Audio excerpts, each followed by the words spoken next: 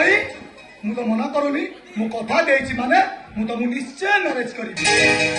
ए नरेश तमे होच ऊपर पहुंचर मनीष अरे सब पुओ मनी ठीक एमती कथा कहती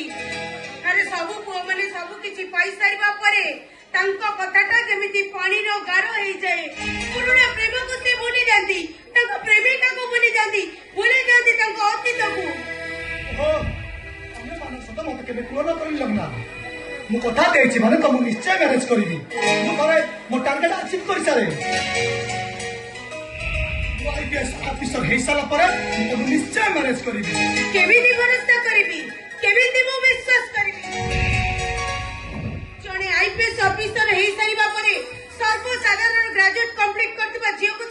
मैनेज करबो एकोटा को मु केमिति विश्वास करिबी ए नरेश मते विश्वास कर नरेश मु तुमको मो जीवन नु अधिक भल पाए मोरे देहरे बहुतिबा प्रत्येक दी रक्त बिंदुनी जेति तमरी ना लेखाइती मो अवस्था भी ठीक से या लगना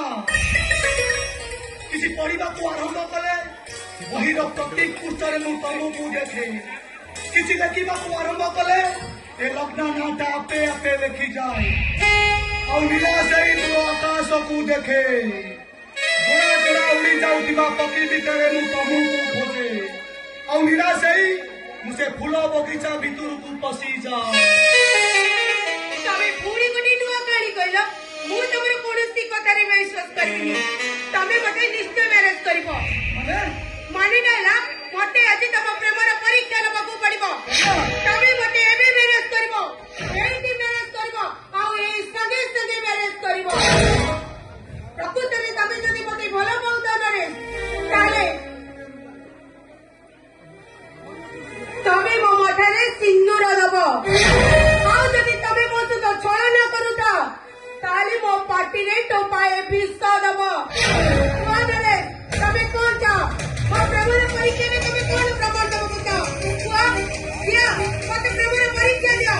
दिया नरे दिया मते दबो प्रेमर परीक्षा दिया नरे मते दबो प्रेमर परीक्षा दिया नरे दिया नरे दिया